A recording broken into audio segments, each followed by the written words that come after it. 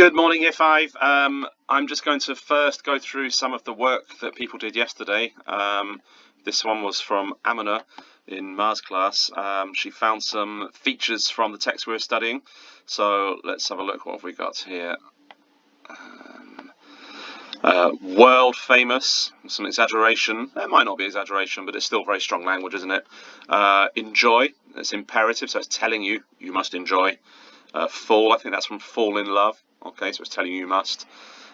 So she's found lots of imperative verbs here. Enter.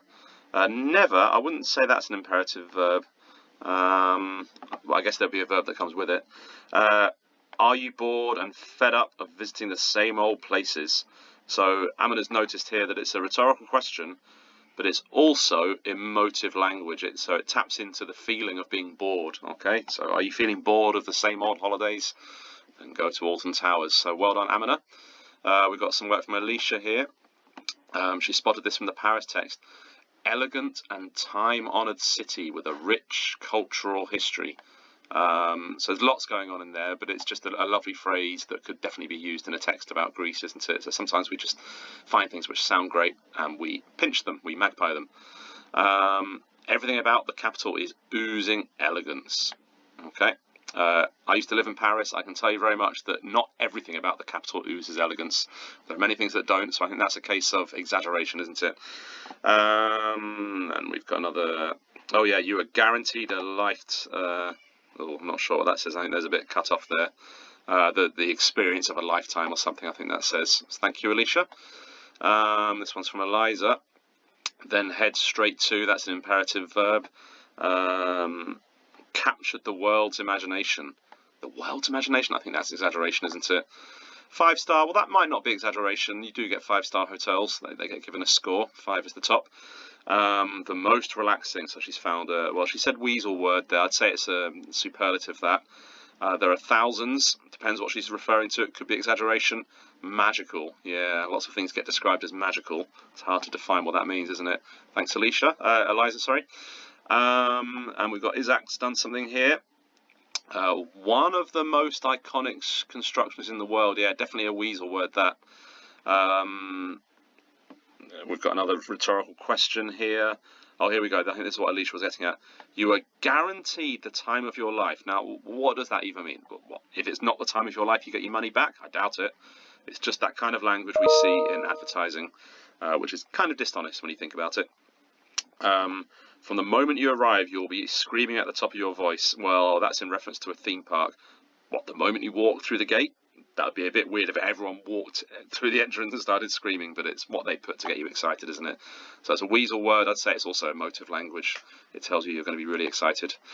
And we've got some more work here from Ben. He's found a superlative here, the world's largest. Could be true. I don't know what it's referring to. Are over, something or other like that. That's more weasel words, isn't it? Treat yourself. Well, that's an imperative, but it's also, I think Ben's identified that's emotive language, isn't it? You know, be good to yourself. Do something nice for yourself. Go for that's another imperative verb, isn't it? You must visit, more imperatives. Okay, wonderful stuff, Ben. Thank you. Right, today's lesson is not to do with persuasive writing. It is actually just a reading comprehension. So we need to make sure we keep up our reading tasks every week. So we're going back to another Greek myth. And this one is called The Quest of Medusa's Head. All I'm going to tell you is it's a story about a woman with snakes for hair. And if that doesn't get you interested, then I don't know what does. So what you need to do is read the text, please. It's a bit longer than last week, so there's quite a bit more work to do on this comprehension. So read that really carefully. And then our questions, you've got them on the sheet that was sent home. You can do these in your books if you prefer, I don't mind. What I would ask you is that you just use this as a chance to answer in full sentences. So what is the name of the daughter of the king of Argos? You'd write the daughter. Let's just move this over here. Let's make it a bit smaller. The daughter of the king of Argos was called... And you put your answer there. Okay, so nice full answers. Another guy, if you see 2 lines, it usually means that you're expected to write a bit more. So what is the prison made of? The prison is made of. What do you think the king's daughter felt about her father for locking her up? Now, when it's a what do you think question, the answer is not necessarily in the text there. It's where you've got to infer. So you've got to imagine you're the king and how you would feel, okay, based on the information you get in the text. I don't know what kind of king he was at this point. What do you think the king's feelings are during the brass prison? Circle as many as you think apply, so it could be more than one possible answer there. In the magic sandals, why is the king of the island described as cruel?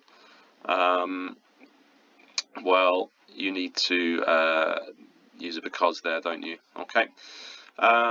We've got further questions here now. We're getting more lines for this one. What challenges would you have set Perseus if you were king? So you've got to use your imagination for that one.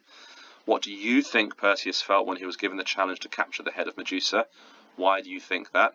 So you've got to imagine you're Perseus, but use evidence from the text to guide your answer, okay? So use what you know from the story to help give a sensible answer.